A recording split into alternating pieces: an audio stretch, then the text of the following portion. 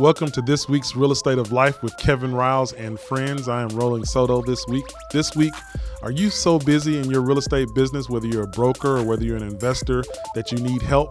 We're going to talk about how to hire virtual assistants, what they do, what they are, and some of the useful things that they can do for you. So this week on the Real Estate of Life, how to hire virtual assistants. Support for this program comes from the Digital Broadcasting Network, presenting podcasts and web series from everyday people who have an extraordinary passion to make the world a better place. I want to welcome you to this week's The Real Estate of Life with Kevin Riles. It's been a crazy couple of weeks for myself in the city of Houston, and I want to begin this week's podcast with just letting folks out there that are affected by this storm know that I am thinking of you.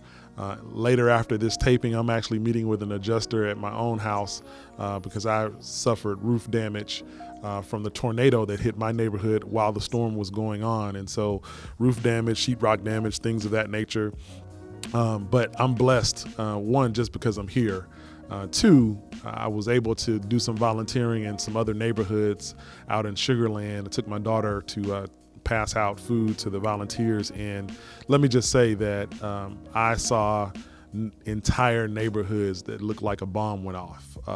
4 feet of water, all of the sheetrock being torn out, all kids' toys, people covered in dust and soot trying to get the sheetrock out of their houses, and my heart just went out. So although I'm talking about my roof and some sheetrock damage from rain, by no means on the scale of 1 to 10, my issues on my own house are probably a 2 or 3 compared to some. Some people are still homeless. As I was telling someone earlier today, Harvey came for everybody. It was no respecter of income, no respecter of neighborhood. Usually, and if we're truthful, usually we kind of say, hey, look, oh, that's so bad what happened to them over there when storms hit. Typically, especially out in the suburbs, you don't get hit, but Harvey came for everybody. In fact, there was an article, a picture in the Washington Post of our former mayor, Bill White, dragging his belongings out of his $1 million house in front of Memorial, which, if you're familiar with Houston, is a very high rent district, as they say.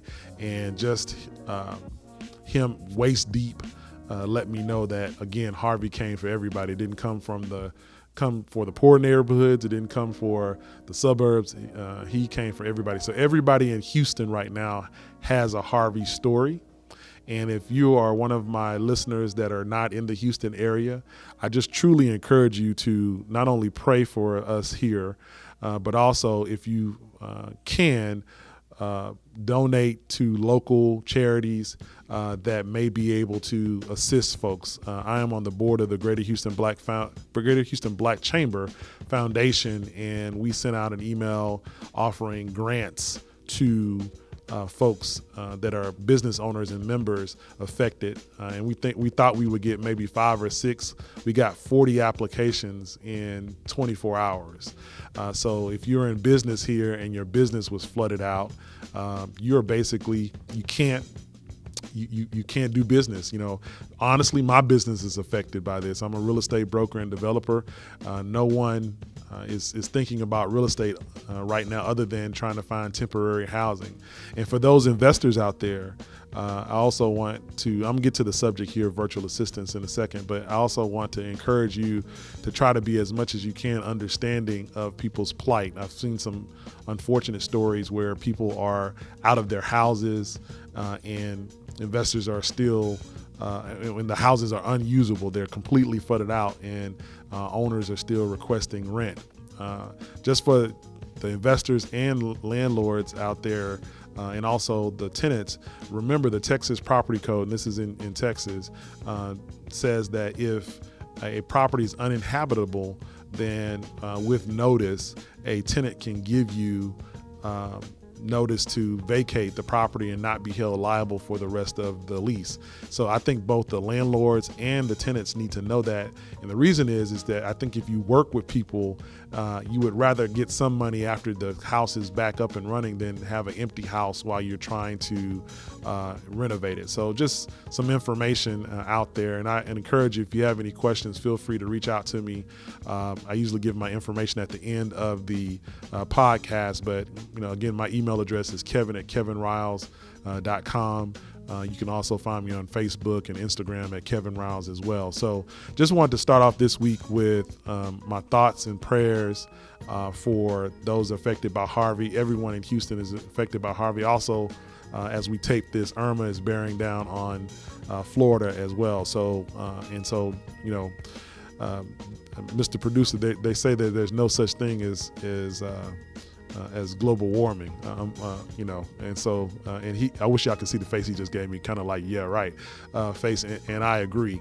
If this doesn't show you have 4 hurricanes, and as of last night before this taping, a 8.1 magnitude earthquake hits Mexico. So it's biblical proportions if you start reading Revelations, but I'm not gonna get preachy.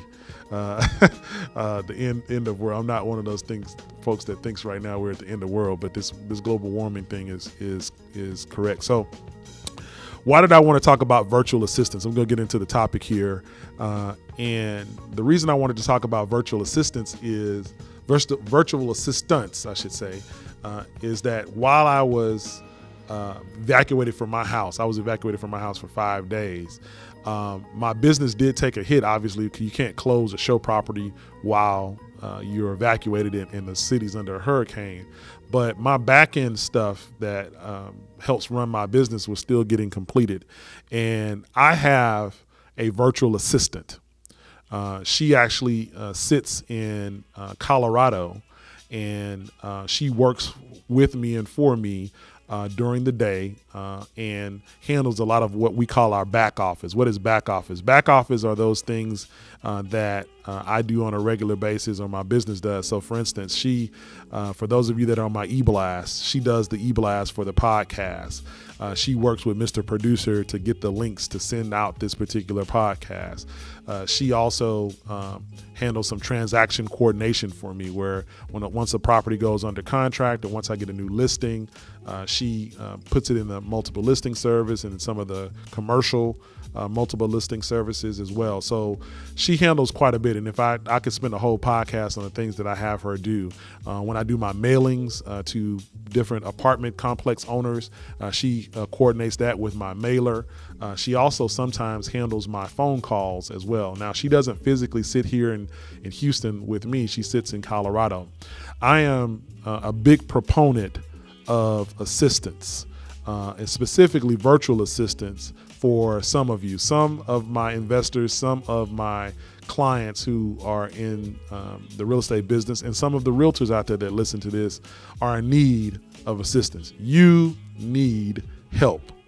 And I could be at Help Anonymous, because I could also raise my hand and say, hi, my name is Kevin, and I didn't want to get help for a very long time, and my business suffered because of it. And then everybody would say, hi, Kevin, just like at an Alcoholics Anonymous meeting. So you need help. And the reason I say that is because I think all of us, when we're in business, whether you're an investor or a real estate person or just a business owner that might be listening to this, you should be concentrating on what I call DPAs, dollar productive activities. Dollar productive activities. Dollar productive activities for me are listing property, showing property, in meetings where about development, things of that nature. Dollar productive activities are not for me making copies, sending follow-up emails, doing transaction coordination, things of that nature. So I've tried to carve out the things that are not dollar productive. I need those things done. But my highest and best use as a business owner is getting additional business and closing additional business. Your highest and best use as a real estate investor is checking on your properties, or possibly acquiring new properties, or things of that nature. It is not necessarily turning on utilities and things of that nature, which is also one of the things that I have my virtual assistant do. So again, you need help. A lot of us don't want to pay for help, right? We want help free, or we don't want help at all because we are control freaks. And I understand that I am the same way. But what I have learned in using assistance, both physical assistance and virtual assistance, is that it frees me up to eventually be able to do dollar productive activities. Now, when you get ready to hire an assistant, especially a virtual assistant, some of us feel like, oh, I'm hiring someone, then they should know how to do everything I need them to do right off. That's not the case. And so we get frustrated, and within 2 weeks, we're wanting to let them go. That's not the case. A virtual assistant is an assistant that just is not physically with you, right? A virtual assistant is an assistant that's just not physically with you, meaning that they can be anywhere in the world. My first virtual assistant actually sat in the Philippines, right? She sat in the Philippines. Mary was my very first virtual assistant, and she handled all aspects of my business, from returning calls to my emails to setting up utilities. At that time, I was still doing a lot of foreclosure listings, and so she was doing helping me do my broker price opinions. She was looking up properties for me. So she was doing all the things that an unlicensed person can do in real estate, and it was great. I hired her full time, 40 hours a week. And at the time, I was paying the service that helped me find her $6.25 an hour. So some of you were like, "Oh my God, that's way below minimum wage." Well, according to what Mary told me, that amount, I don't know how much of it she got because I was going through a service, was a significant income in her particular country. And so she had access to the internet, she had a computer, and we had what we call a voice over IP phone system where she could answer my phones as if she was sitting in my desk. And so what I always tell people when they get ready to hire any type of assistant, whether virtual or face-to-face, you need to track your time and determine, what am I doing that I could really give to someone else? What am I doing that I could really give to someone else? So if you're a real estate investor out there and you call your tenants before the end of the month to say, hey, rent is due, then you don't necessarily need to be doing that, right? If you're a real estate investor out there that gets their rent electronically and it could be checked from the internet, you don't necessarily need to be doing that. My current virtual assistant happens to also have her black belt in QuickBooks. So now she handles my books for me, which is something that I hated doing. So I have her doing that. So anything, I always tell people when they're trying to consider a virtual assistant, anything imagine that you have an employee, but that employee cannot leave the office. Right? Imagine you have an employee, but that employee cannot leave the office. That is anything that employee can do, a virtual assistant can do. So that's whether it's answer the phones, whether it's emails, whether it's coordination with utilities, whether it's follow up with your clients, all of those things. In fact, I remember when Mary was with me, once we would close a deal because she was so involved in the transaction, people would say, hey, I really want to meet Mary one day. And I would have to tell them, well, Mary sits in the Philippines, so you'd have to fly to the Philippines to meet with her. And so anything that an employee could do, if you can imagine them not leaving the office. So all administrative tasks can be done with a virtual assistant. All administrative tasks can be done with a virtual assistant. So for those of you that want to do property research, maybe you want someone to send out letters and do research in the property tax records to try to deal directly with owners of property that you might want to buy. Have the virtual assistant do that, right? The contact numbers can be your numbers, but have the virtual assistant do that. And really, virtual assistants can be used for any business. I've told other types of businesses that they can use virtual assistants. If you have a business that you have to do billing and send out invoices and follow up with invoices, again, a virtual assistant can do that. You can be sitting anywhere. So again, virtual assistant is a assistant that does not sit in your office or at your home. They can be anywhere in the world. As long as they have access to a computer and the internet, then they can do work.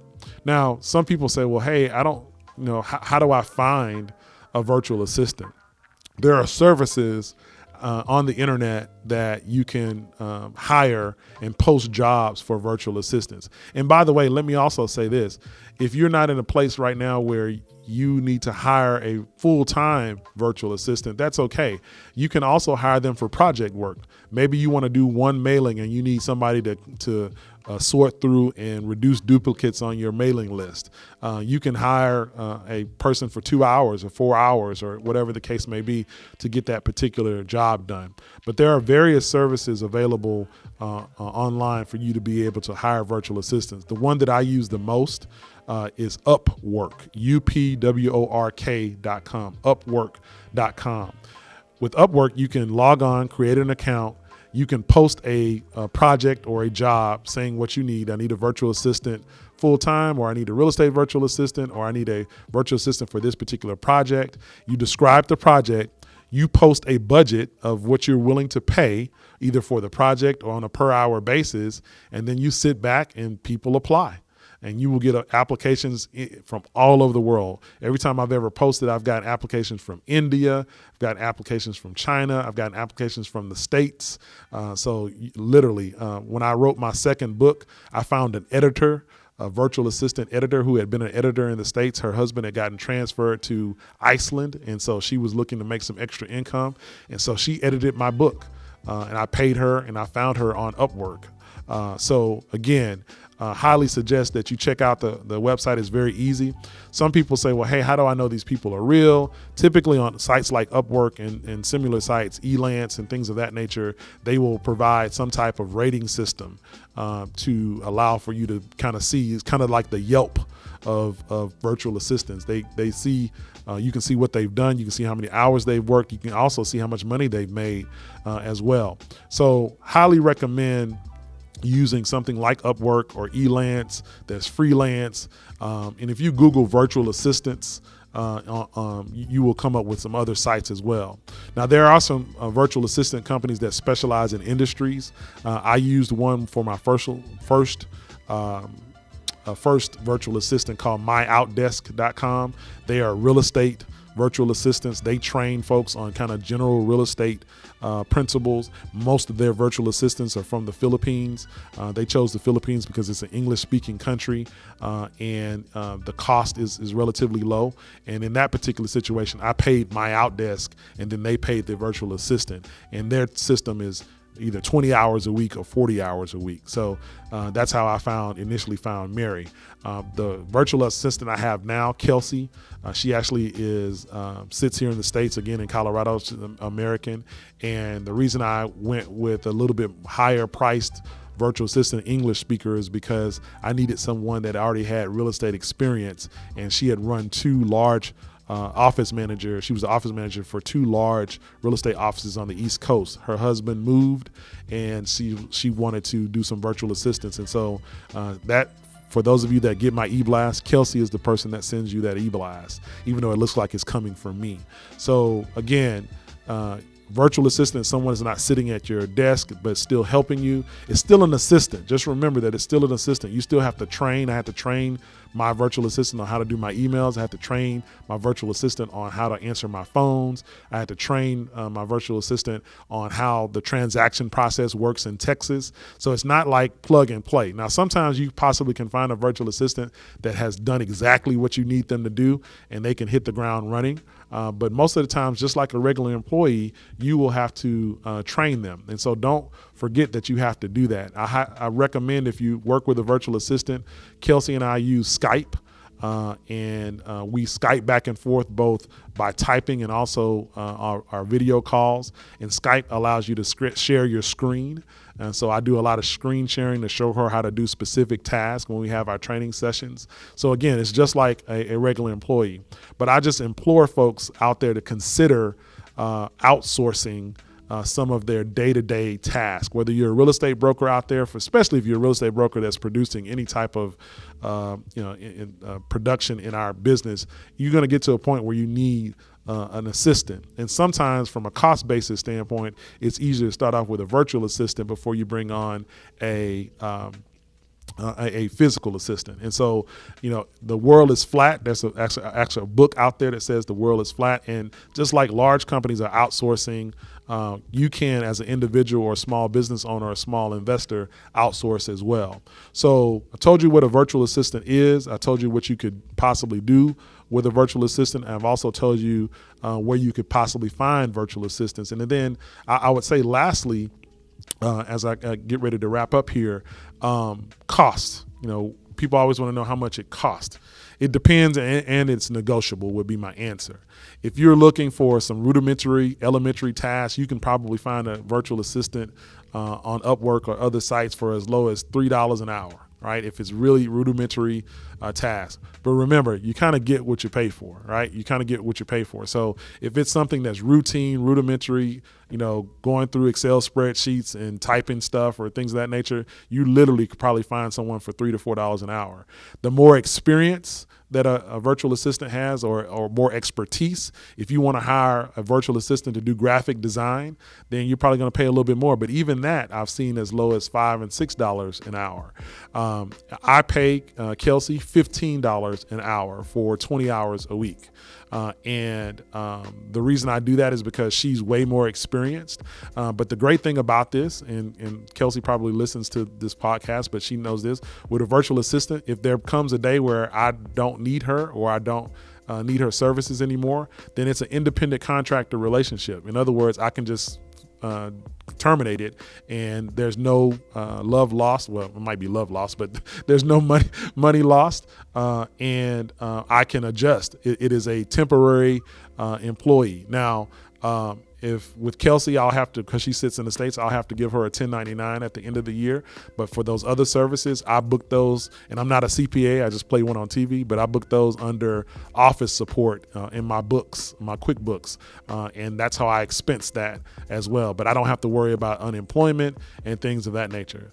So again, for temporary work, project-based work, I highly recommend it. For very specialized work, graphic design, website update and development, I'm not saying don't go hire a company to go do your initial website, but if you have some things that you need to do, I even used to have Mary find articles for my blog, and she would post those articles with a quick little blurb, and at least kept my blog kind of active and going, and people could read real estate related articles. So anything again that someone could sit in a desk and do is virtual assistant. The reason I want to talk about this today is because I've seen a lot of my business owner friends struggle with dropping balls, and my story is that one of the things I've been blessed with is my ability to be able to create business. In other words, make my phones ring, get listings, find buyers. And sometimes I get so good at it that I get behind and I'm not able to follow up. And at the end of the day, the fortune is in the follow-up.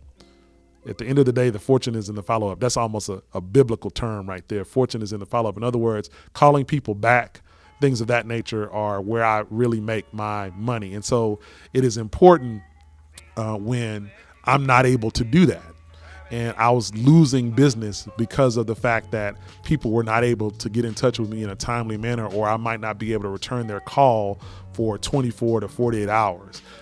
And so what Kelsey has helped me do is take some of the load off of the administrative tasks so that I can book time every day on the phone. And so it is important, I think, for those business owners out there, for those landlords out there that use their own phone for their leasing number, and they're trying to self-manage, and their phone is ringing, and they're not even able to answer their phones. I can't tell you how many investor clients I have that their voicemail is full right now, and it's always full. And so what I have Kelsey do is check my voicemail, clean it out, write down or type out the messages and send them to me, so I have a sorted list of my phone messages. So again, you need help, right? For those of you that might not have gotten to the level where you feel like you need a assistant, I would say you would rather have one earlier than later. In other words, there might be one little or two things that you do that are process oriented that you might find in a virtual assistant might be helpful, and you can kind of get used to having an assistant. So you need help. I know you need help. And by the way, for those of you that just listen to this for information and you're not in real estate yet, virtual assistants can be used for a whole lot of stuff. For household tasks and administrative tasks and things of that nature. So this is not just for real estate. So again, you need help. I think virtual assistants are a great way to start help. And I kind of wanted to talk about that this month. I plan to kind of talk about investment related strategies, tools, and tips to trade as far as real estate is concerned. And then also throw in a couple of guests as well. So I want to thank you for listening to the Real Estate of Life with Kevin Riles this week. Again, praying for all of those that are affected by Harvey. And as always, you can reach me at and listen to this podcast at channel713.com. You can also listen to it on iTunes and all your other podcast services. And I will see you guys next week. Thanks. If you have a question about anything that we've talked about on the Real Estate of Life with Kevin Riles, a real estate question or a life question, no matter what, email me at kevin@kevinriles.com. Again, that's kevin@kevinriles.com. I'll get it. I'll make sure that I respond to you via email, but also I want to kind of collect these answers so that I could help everyone else. So again, kevin@kevinriles.com.